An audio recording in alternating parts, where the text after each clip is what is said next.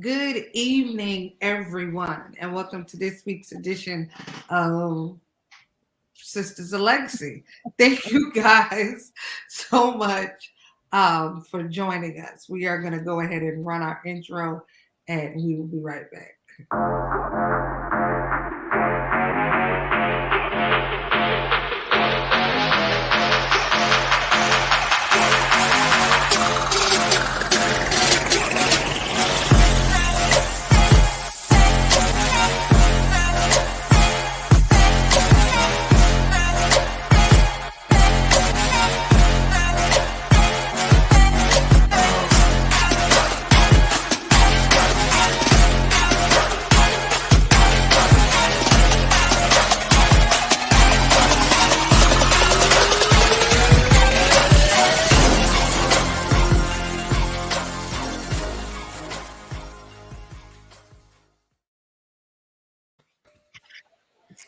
Hey, Rich, thanks for joining us tonight. Okay, so ladies, this is one of those topics that I'm probably a little too overzealous about. So I'm gonna try not to get like real, power to the people with this topic. But this is one of the things that I'm constantly like like this in my husband's ear about because sometimes I feel like he doesn't understand it. Now when I talk about these things, I feel safe in saying like this applies not necessarily to our households. Because your home, or I'll say for us on this panel, our home is a safe place, for us. So this does not necessarily apply to our households, but I'm sure all of us know people or have experienced different things outside of our house, with different companies or different people or in the grocery store. I'm sure everybody has a story. So what led to this conversation? um I'm always looking for things that we can talk about that have meaning, have a little substance to. Sometimes I try for fun stuff, but I want to talk about things that matter.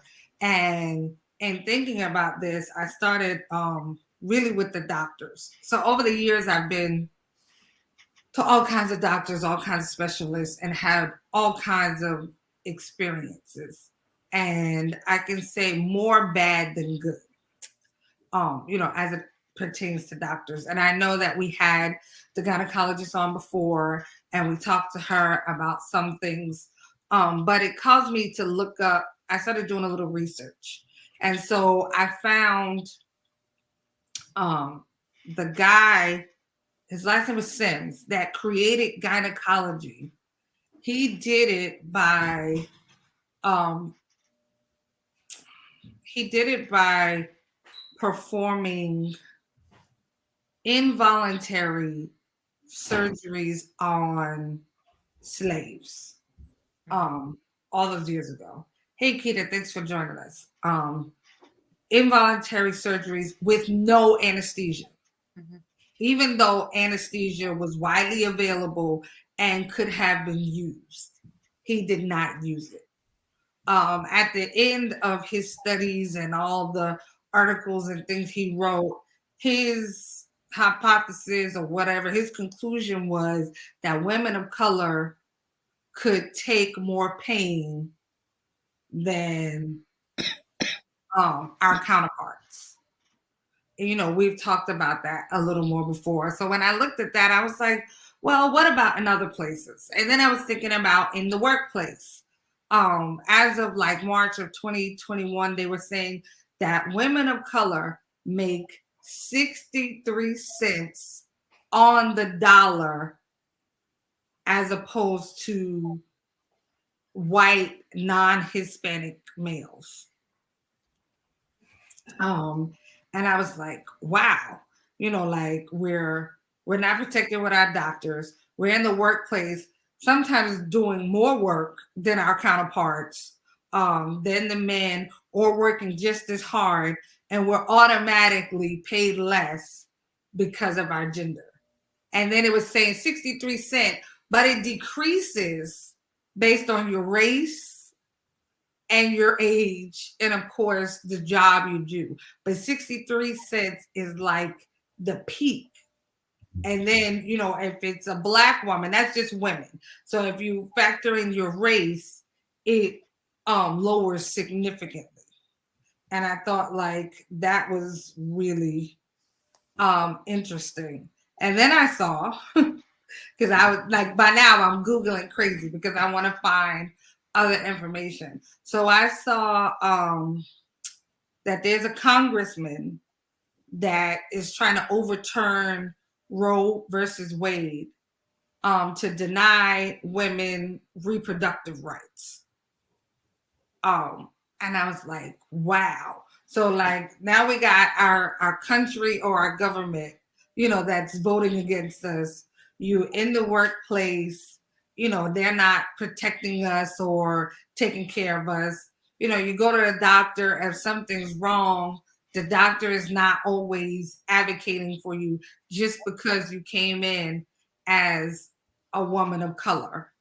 And it made me think like, back to Color Purple, that scene when Sophia, when she said, I had to fight all my life, I had to fight my daddy and my brothers. And I think we always think of that, like in that one singular way that she fought her family. But I think about sometimes as women of color, we're fighting all the time in one sense or another.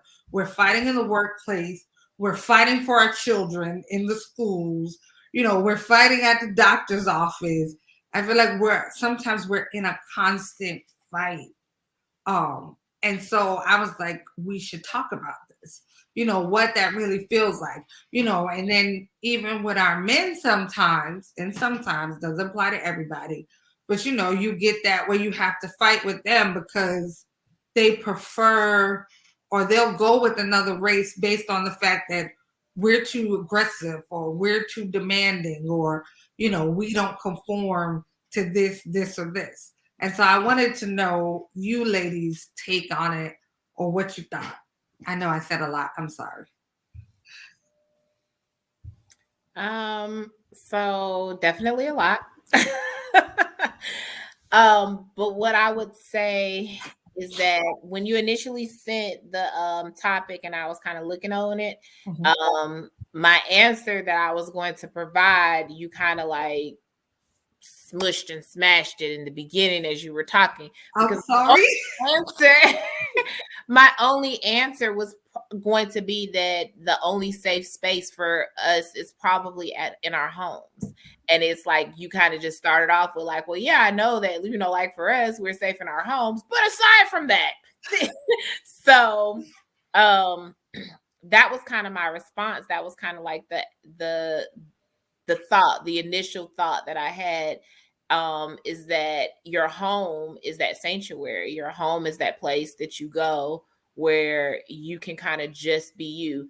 Because when you do go out into the world, as an employee, as a mother, as, all these other different things that we do, community members, there is kind of a I don't want to call it a mask that we have to put on, but oftentimes we kind of have to put on our other self. So you don't really get to be your authentic self until you get home sometimes, because you have so many other roles that you have to make sure that you're prepared to offer to people. So I feel like you don't get your own safe space until you get home. But then thinking about it from the perspective that you brought it from, with considering the history of the practice of medicine and how the practice of medicine literally used us as guinea pigs, and we still don't get, the same amount of care and treatment that another race of people may get because of the color of our skin. That, that in and of itself, and that hasn't necessarily been my personal experience, but I know that it's still there, and I know that it could very easily be, my personal experience. I I do recognize and kind of see it. It's kind of like you hear it, you know it. But when it hasn't necessarily always been your personal experience, it's like it doesn't hit you as hard until you have that first experience and you're just kind of sitting back like, did that really just happen to me? Like, and was that really, like when it really connects? But I think we all experience the fighting for our children. And I don't know that, I think in some senses, some of us become natural fighters. And because it's like just second nature to us, we kind of just do it on I guess automatic without anybody saying, hey, you have to push this button, you have to fight now because now they're trying to target your kid, or push the button again, you have to fight for your rights in this situation, or push your button again, you have to fight to be paid equally in the workforce. I think it's something that's just second nature for many of us, and almost so to the point where when we could turn it off, we don't, because we're just so naturally like we're just ready to I was having a conversation with someone earlier today, and I was like, whoa, like you ready to already pop off, and like that's not even where we need to be right now. Like this is a safe space.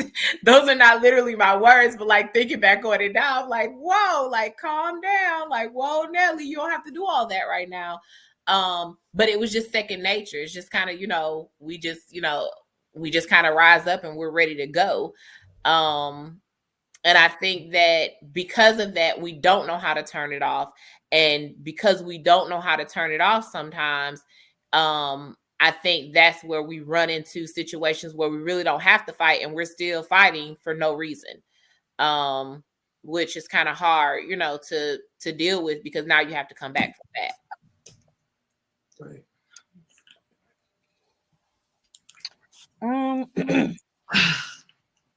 When I first got the topic, I think, like Shanetta, I thought that it's a situation where we have to create our own safe spaces, and that usually ends up being safe spaces with our friends and family, and in our homes. So that's kind of what I was thinking about, that we create it when we kind of choose who we can open up to, who we can let our hair down with, that type of thing. With regard to the doctor, there have been times where I mostly had good experiences, but like here lately, child, I'm going there with pain and everything, and it's just like, it was really just like, okay, so this week you're feeling better, okay, we're done. No, we need to find out the root cause. What is the diagnosis? Why? I don't want to keep coming back here with the same, what I mean? No, oh, you feel better, great. And I mean, there were other things. It made it seem to me, every time I came into the doctor's office, they said that my blood pressure was high. But I'm home every single day taking my blood pressure and it's normal. This man, as soon as he got a high blood pressure reading twice, he's trying to put me on medications. I said, absolutely not. You're not going to put me on medication before we investigate what's the situation and why every time I come here is very high. And every time I take it daily, it's, normal at home. So for me, now I'm thinking, what, y'all got some kind of racket going with the, with the high blood pressure medication company or whatever, but you never know. People, they get kickbacks and stuff for putting people on medication. And I said, absolutely not. I'm not doing that. And, I had to go and make my own appointment with the next specialist. I had to advocate for myself. And I felt like, like I didn't want to go in fighting, right. And I kind of took some time and say, well, maybe, maybe they're the doctor, they know what they're doing. Then I was like, no. I'm not going to keep coming back here. And you're just asking, oh, you feel better today? Great. We'll see you in a few months. And then I don't know when this pain is going to flare up again. No, I need testing. I need, so now I have to advocate for myself. And I try to do it in a nice calm way. So, well, this is what I want to do. This is what I'm going to do. And so when I told my, that I scheduled with the, the next specialist, he was like, "Oh, you did? I sure did." Because that's what we're going to do. It's my body, it's my health. And if you're not going to push for the next set of round of testing, I am, Right. So I just feel like I'm not like very confrontational. And so I always take a step back before I go into fight mode. But I feel like you were saying, Shanetta, sometimes like we're in already ready because I'll have the whole fight going in my head. Right. Right. But I didn't come all the way out and say it yet. Like I have right now, I got a running fight in my head with the my son's recruiter guy, the coach, because he's not stepping up and doing what he needs to do. And I'm like, I'm paying you, and I got this whole fight. I'm ready to go at him, but since he's a brother, I don't want to go. My normal route would be send my email, CC corporate, and all that. That's what I normally do.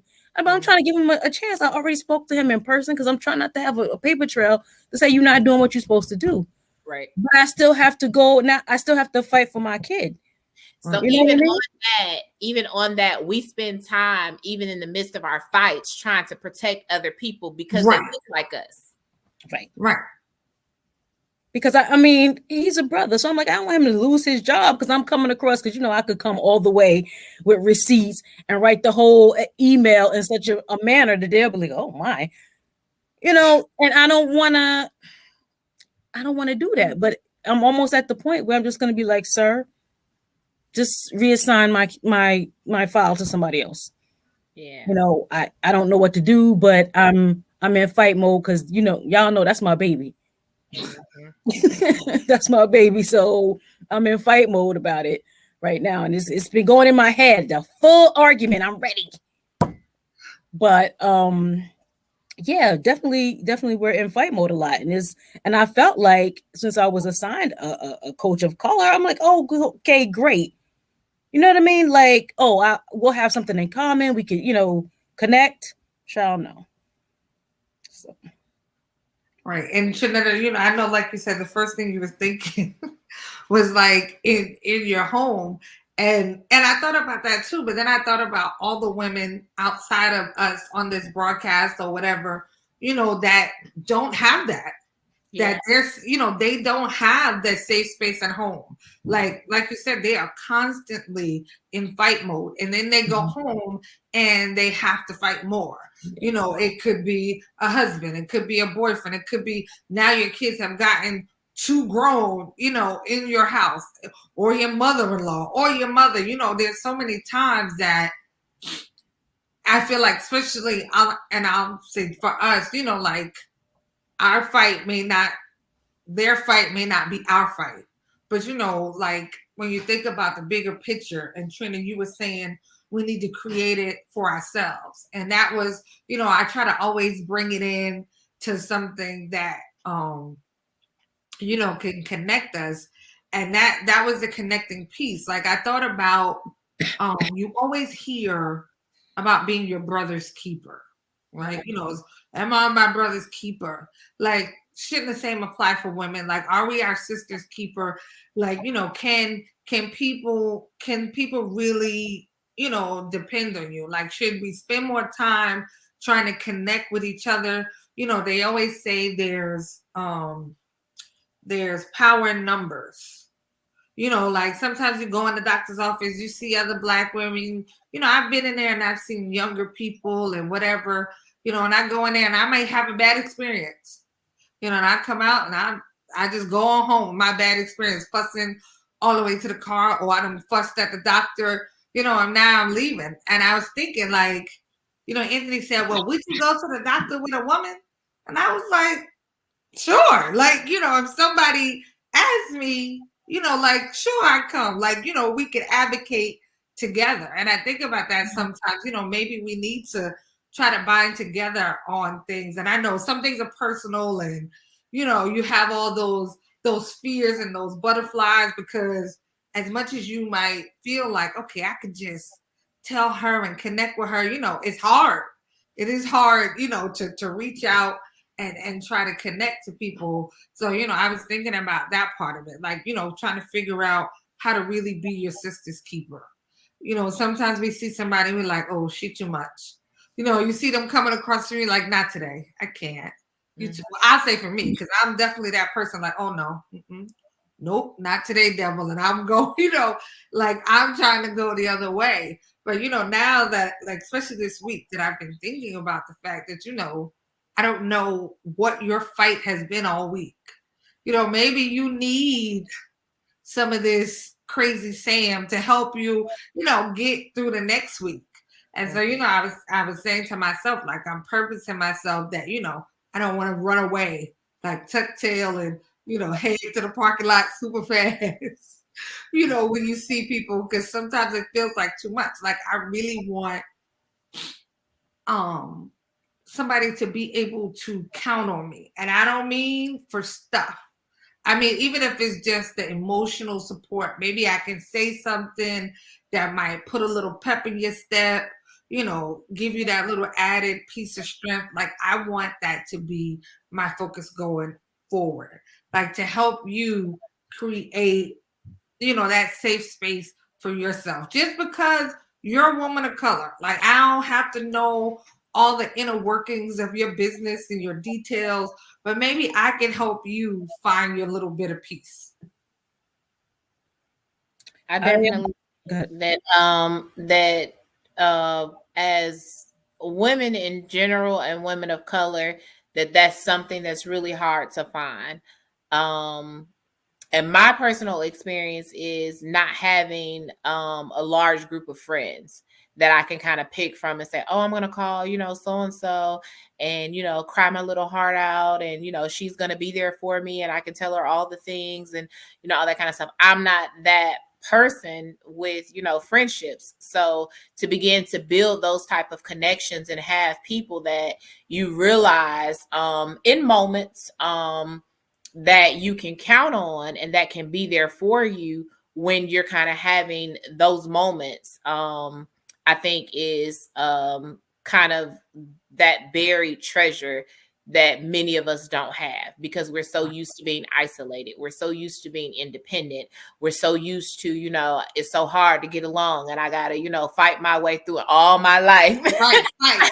I had to fight. So we're so used to that we don't know how to even be good friends. We don't know how to even be good support systems for others. I remember a time, this was years ago, a friend of mine needed, the example you were using, she needed a female friend to go to the doctor with her. And initially I was just kind of like, girl, ain't nobody gonna go to the doctor with you. Don't nobody do that. But realizing that she asked me for a reason, I was like, okay, let me, I can do this. I can go to the doctor with her. And I did. But how many of us have a friend that can do that for us? I don't know of anybody that, like, not that you wouldn't, but like, I mean, I don't know that I would pick up the phone and say, I need a girlfriend to go to the doctor with me, because like I need that support of my girl right now. I think that's something that those are things that we definitely have to, I think, learn how to connect. I'm not necessarily about New Year's resolutions. I think honestly, like my recent experience with being sick has kind of like opened my eyes up to a whole lot of things. Okay. And I think my new approach to things is being there for people and just being more supportive of people in general and just, just things that people are dealing with. And for me, I think that includes, whatever it takes to help somebody along the way. I may not have all the money that can help you, but I do have an ear where I can listen.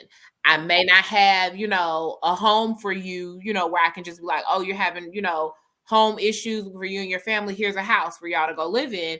But I do have, resources that I can help you. I can help you search. I'll get on Zillow for you all day long because I love searching Zillow for no reason, not even looking for a house. But if you need somebody to search with you on Zillow, I'm your girl. I will look up some houses and find you a good rental or a good property to buy with the number of bedrooms that you want too. Maybe I should have been a real estate agent. I don't know. But never too late. but nonetheless, like, I mean, I found myself in recent weeks just thinking about just being more supportive to people. And I think that in whatever way you can find yourself to do that, that's a part of one of those things that helps to build community. We don't usually know who we can turn to. We don't usually know. And then like after everything has happened, you know, people be like, you should have called me, you know, da, da, da, da. I would have helped you through that. And you're like, but could I have really called you? Would you have? Right. Like, right. After the fact, that's an easy. Right. And I kind of want to be that person that, no, you really could have called me. Right. And when you do call, like, let me show you that, you know, I'm actually here for you and I'm not coming up with 50 million excuses as to why I can't help you. But I'm like, oh, okay, what you need? I'm on my way. I got you. I may not be able to be on my way, but you know what? I got something that's going to get dropped off, you know, over there, you know, to help you through that situation. I don't know. That's just, you know, my take on things is that we have to learn to be the safe space. And I think when you learn to become the safe space for someone else, that you will begin to see that there are people out there that want to be a safe space for you too. That was good. Okay, yeah, we're gonna come back to that. Trina, were you gonna say something? I don't know about you guys, but I feel like I'm more comfortable lending an ear or giving that word of encouragement to someone that I see actually in distress, as opposed to reaching out to someone when I'm in need or in distress. And you know, I know there was a parent, and she would come, and I knew she was going through it with her boyfriend at the house, because some morning she would come here in tears, just dropping her kids off upset. We had another fight and all this stuff. And I'm like, you know, I'll be like, girl, you know, it's okay. But I couldn't go any further. I'm not going to get in her business, you know, like it's kind of that line, like, how far do you go? I don't want to ask too many questions because, you know, I don't know. So I would just kind of say, you know, well, you know, try to have a good day. It's going to get better. And that's really, you know, all I could do. But I know for sure that if I were her, I know that I wouldn't reach out to my childcare provider. You know what I mean? Like, I don't know. Like, I have a hard time reaching out to my friends, you know? So I feel like if somebody like in that position where, you know, I know them and I see them or whatever, and they tried to reach out to me, I'd probably be like, yeah, I'm good. Thank you. It's gonna, you know, yeah, I'll be okay. And that'll be it, you know, because I wouldn't feel like I could open up to somebody that I know you, I trust you, you take care of my kids or whatever, but yeah, girl, I'm not going to tell you this whole situation I'm going through, you know? So it's just like you try to reach out into the community and be that safe space, but I don't know that I would reach out myself. You know what I mean? Like I know that I could be that person to, you know, try to encourage somebody, but if I was going through something, I don't know that I would, you know, because I have a hard time even reaching out to my actual friends and family. So right. And you know, I find that so odd, so odd. Like not you personally, but like because you know, like women, white women, women of other races, you can meet them in the grocery store, like not even meet them. You'd be like, hey, how you doing? And they'll tell you like their life story. Like, when I went to work at my last job, I was in training with the woman, you know, she was training me. My second day on the job, she told me her whole life story and then was crying too. And she was supposed to be training me. And I was like, okay, so how I do this again? Because, you know, like in my mind, like, I don't know you. I don't even care. Like, mind you, this was like 3, 4, I don't know, however many years ago. But I'm just like, why do you people do that? And it was so odd to me because she literally did not know me. Like this was day 2 of you just knowing my name. But I find that more often that people of other races, they overshare. Like, you don't even have to want to know, and they'll tell you. I mean, I don't think I look like safe space walking. You know what I'm saying? Like, did you just want to pour out? But I have noticed people of other races will pour out stuff to you, um, and feel no kind of way and walk away, and they're like, "Ooh, I feel better." And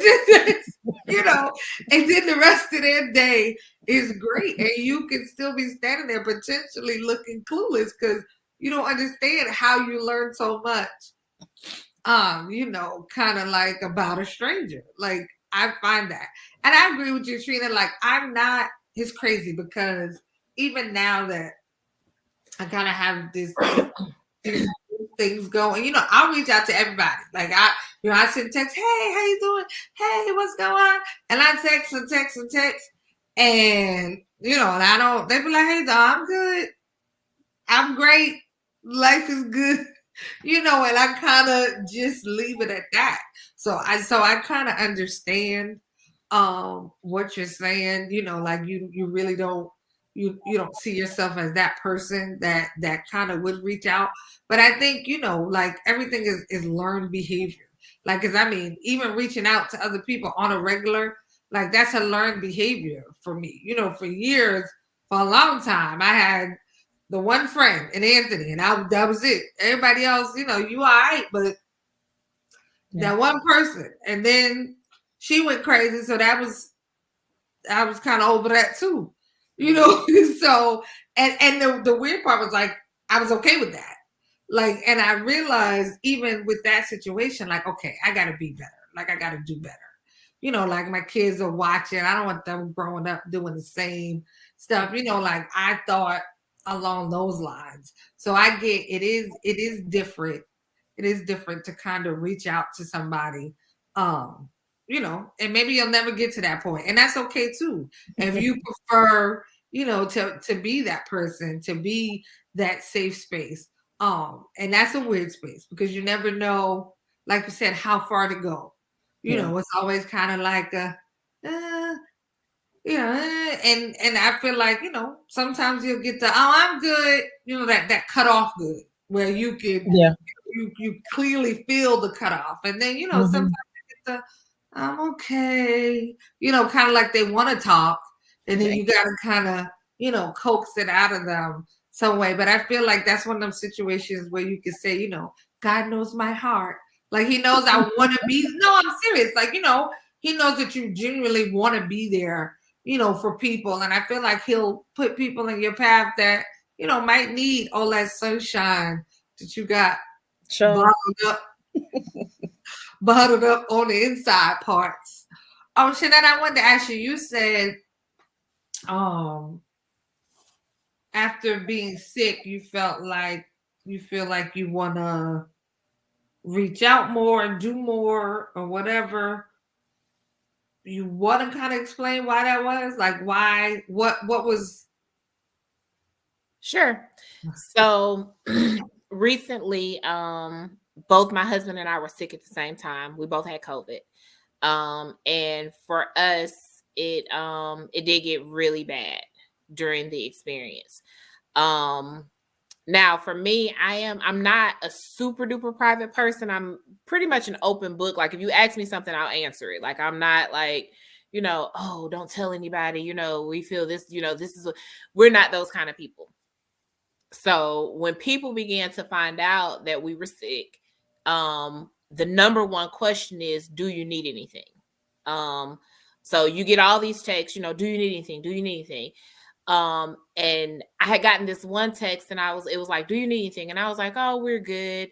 And it was kind of like, kind of like how we say we respond because we're so used to being the ones to pour into people that when people start reaching out to us, we just kind of shut it down with the, oh, I'm good. And another text came in and I realized that text after text after text was coming in and I really didn't need stuff. And I had made up my mind. I was laying in the bed and I just knew that there was nothing, that this was getting worse and that I could not, like, I couldn't get up. I couldn't cook. I couldn't do anything. And I was like, if another person texts me and asks me, do I need anything? I don't care how superficial it feels or how superficial it might even be. Right. I am going to respond, and I'm going to respond and tell them exactly what I need. And another text came in and they were like, hey, do you need anything? Yes, we need food because I can't cook. He Right. can't cook. We're both weak. And after that, once I felt like, I guess the liberty that I was comfortable enough to say what I really needed and not be afraid to just cover it up with the typical, oh, I'm good. Right. I was like, oh my gosh, people really do care about me. Right. They're not just checking on me because it's what we do. Right. They're checking on me because they really do care about me.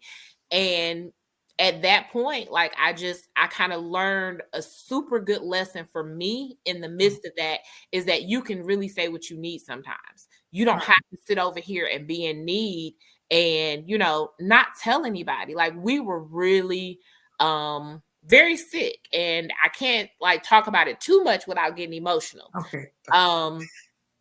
But we were very sick. It was very hard, and we couldn't even stand up to cook a pot of soup. And that only takes about 2 minutes to start bubbling and boiling. We didn't really have the strength to do that. Like, the mere act of walking from our bedroom to the kitchen, upstairs to downstairs, was a whole task. The strength to be able to stand over the stove or even, like, look for the pots. Like, my brain was so foggy. There were moments where I didn't even know where to look for stuff that I use all the time. Like, I was just kind of standing there like, I know what I want to do, but I don't know how to get it done right now. So it was a huge need because there wasn't even another person. Like, when one person is sick and the other person is well, you have that other person to kind of figure it out and orchestrate things. And that lasted for us for about 3 days, where I was fine and he was the only one sick. And then after those 3 days, we were both down. So it was just kind of like, so you can't get up, I can't get up. Who's going to feed us? Like, how do we eat? How do we do the things? So, and then it progressed and it kind of got worse and worse and worse. And, like, literally we were just having a really rough time. So when people began to reach out, we learned that there were people that cared enough. And so that kind of created, like, a safe space for me to really say what was needed in those moments. And what was mostly needed was just food that was already cooked. So all we had to do was just open it and eat it. Because other than that, we probably would have perished over here in this house, and y'all would have been knocking on the door. And I have a flair for the dramatics too, by the way. Yeah, I was just about to say, not perished. I gotta have a flair for the dramatics sometimes, but nonetheless, it was quite rough. And that experience taught me that when you're the person that's always there to support other people, and you get into a place where you need that support back, you can't be afraid to say it. Or not really afraid, because I don't really think it was that I was ever afraid to say it. It was more so, I just wasn't going to say it. It just wasn't something I was going to do. And I realized in those moments that it's okay to just say what it is that's going on and what it is that you need. Now, would I have said that to absolutely everybody? No. Was I trying to, make anybody feel bad for me? No. Like, literally, guys, I can't cook. Would you send me a pot of soup, cooked in a bowl? Like, I can, just eat it. Thank you very much. I appreciate you. You want to drop off a case of waters over here because we can't go to the store. Like, we're literally quarantined in our house, and we can't go to the store. So if I need to like, I had a friend who came, and the most that she could do in that moment was take my prescriptions and drop them off at the pharmacy, because the pharmacy was being idiots in that moment and wouldn't take a picture of it for me. So I needed somebody to take it, and nobody was available but her in that moment. But she came, and she was able to, I left it on, by my front door. I literally left my door unlocked for like a couple of days at a time. Like, I was only locking it at night because people were coming to, but I couldn't be near Right. them because, you know, I had to quarantine and be away from people. So we just had to leave the door unlocked, and people would just kind of shove stuff into our front door, close the door back, and leave. But having that support of people was a lifesaver. And it kind of really opened my eyes to, hey, you probably need to be a better support to other people. And maybe I have been a good support to people. Maybe that's why they, you know, wanted to help us. But I also felt like there was more. I felt like there was something else. And my personal, I think, goal for me, because my husband may not even be on board. He, you know, he living his own life. And I want him to be, but like I have to do what I'm supposed to be doing. Right. And I think my personal mission for me is to make sure that I'm present and to make sure that I'm available for people. I may, like I said, I may not have, you know, a whole bunch of money that I can give you, but I can give you my time. I can help you. I can help you find what you need. And I think that that's one of the things that I come out of that with. That's like my personal, you know, positive spin on what I did experience, is that I can do a little bit more, and I'm going to try to do that into the best of my ability. Because I may not be everything that you need, but I can be what I am that can help you. So that's just kind of where I am. And I think that's great. You know, I mean, it's terrible, you know, that it took such a terrible ordeal, you know, but like growth and change is like a great thing. And I think if, like, you know, like you said, I may not be everything, but I can do something. Like I may not have it, I may, you know, whatever, but I can be there. And I think if we could all, even if it's just one day a week, just have that mindset, like, you know, it's gonna be Thankful Thursday, and on Thursdays I'm gonna do something that I wouldn't do for the rest of the week, you know, for somebody else. It's like the littlest things. I saw something on Facebook, like this man, he was ahead of the lady. Well, no, I don't even think he was ahead of her for like with her groceries. Somehow he paid for her groceries and just walked out. Like he didn't say anything. He didn't wait for a thank you. And I believe he was a Caucasian man. He just paid for her groceries and he left. Wasn't, you know, a holiday or nothing, just a day of the week. And I thought, like, you know, it's the smallest things sometimes that make all of the difference. And a lady, like, she started crying like ridiculously because I think it said like she had a bad day, and you know, like her stuff just wasn't adding up. It wasn't working out for her. And you know, and in that moment it relieved all the pressure she was feeling, and it just oozed out of her eyes. And I know sometimes as women of color, like the pressure can be heavy. It can be heavy. Um, and I feel like it's no harm in saying that to somebody. You Yeah. know, today it's a heavier than, you know, today it's heavy. It's a heavy day for me. Like we need to get into the practice of being able, you know, to say that to somebody. And you know, one person, even if it's one person the whole year, you know, that you've said it to. You never know how somebody might be able to carry that burden with you, even if they can't do nothing else but pray for you, or you know, little stuff. Like I said, well, maybe I'll pick up this for you, or I'll do this, or you know, there's so many little things that we can do for each other. But I firmly believe there is power in numbers. We need to, you know, bind together. We need to, you know, be there for one another. If nobody else is going to look out for us, and I'm not talking about your family or your significant others, I'm talking about, you know, people, if no other races are going to be there for us as women of color, we got to be there for ourselves. If nobody else is going to, you know, say, well, she should be making more, you know, and you know there's one other Black girl in the office, you be an advocate for her. Not telling you lose your job, and, you know, but, it, you know, it never hurts if you see the person is worth it. Like, you know, we all want to use common sense. You know, somebody you see is hard work in it, and after it is no harm and trying to use, you know, whatever leverage or just your voice to advocate for somebody else. We have to see what he said. That's awesome. It takes a lot to take help, especially if you're always helping others. It Right. does. But nobody can be strong all the time. I mean, Mhm. half the time I think we still in fight mode because we tired of being strong.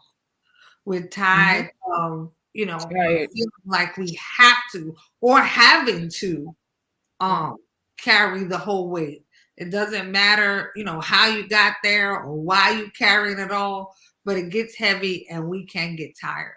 So, for any sister that may see this broadcast, listen, I'm signing Trina up too. We are here. Facebook, you got the inboxes, you got the messages.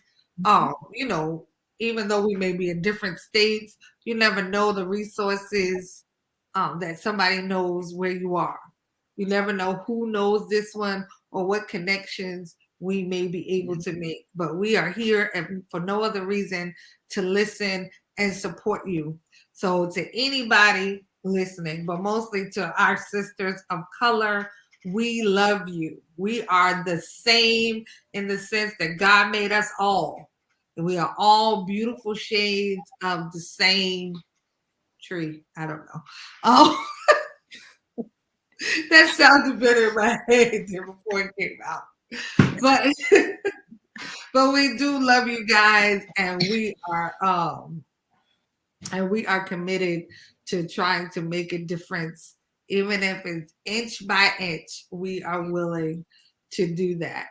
So until next week, you guys stay safe, and we'll see you next week. As soon as I find my thing.